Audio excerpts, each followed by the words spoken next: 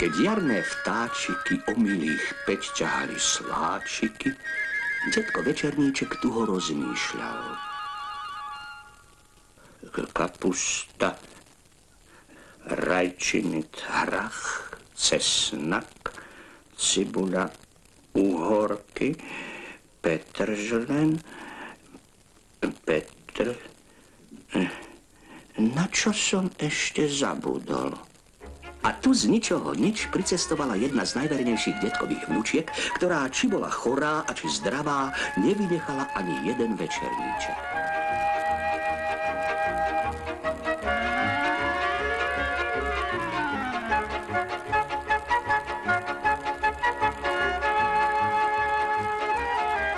Prišla sa pochváliť, že bude hrať v televíznom filme hlavnú úlohu.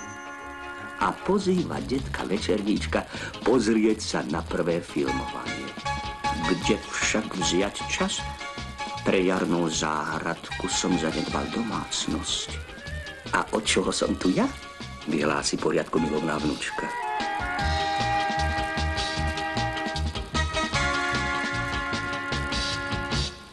Nie, že sa ti prsteň stratí. Vnúčka sa však pohotovo vynájde. Pri umývaní sa stratí, pri utieraní sa nájde.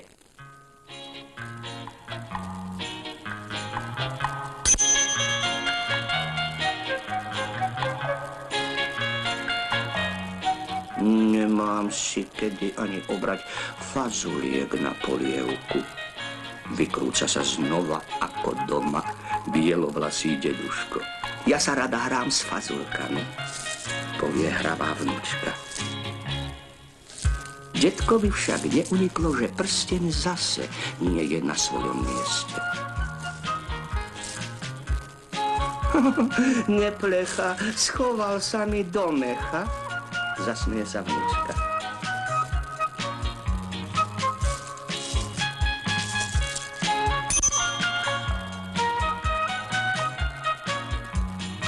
Ani hriadku som nedal do poriadku. A vnúčka ju už kyprí. A detko rozmýšľa a rozmýšľa. Kapusta, rajčiny, kalerák, šalát, hrach, cesnak, cibula, uhorky, Na čo som ešte zabudol? A guľatý prsteň sa zase zgúľal z prsta. Hľadá ho vnúčka, hľadá ho aj detko, kohút a sliepka. Pod zemou najlepšie vidí krt, usúdi detková hydina.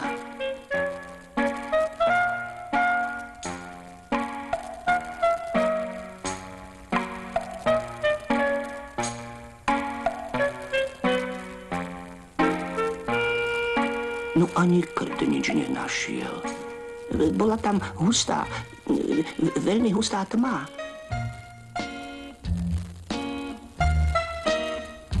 Povedz, Hávko, čo učiniť, aby sa vnúčka pre stratený prsteň nermútila? Možno ju rozveselí domáci zvierací futbal.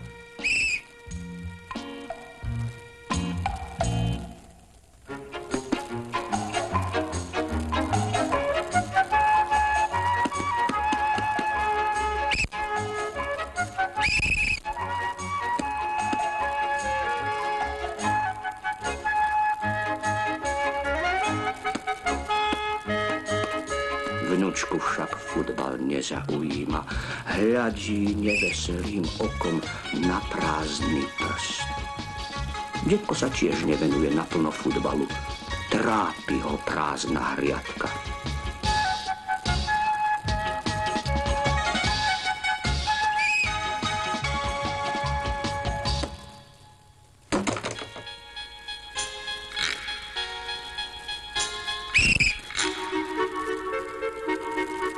A mačku zlostí, že pes píska pod psa.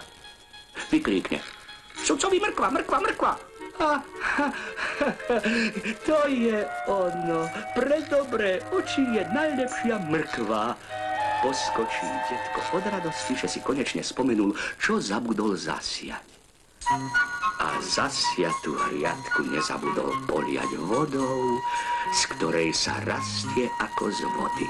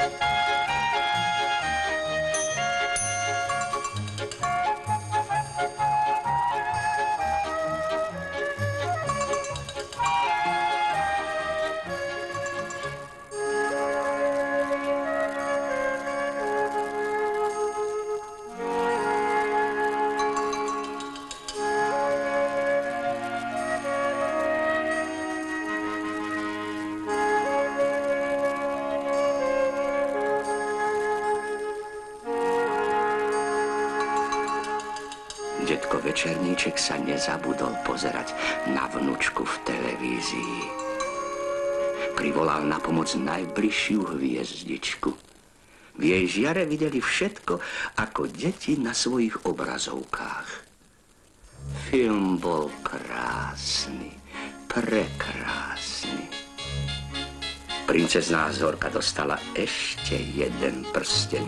Dala zaň princovi Vincovi bosk, sladký ako mrkvička. Je to veľká hviezda, tá moja Zorka, povedal uveličene starý, ale ako jarý detko Večerníček.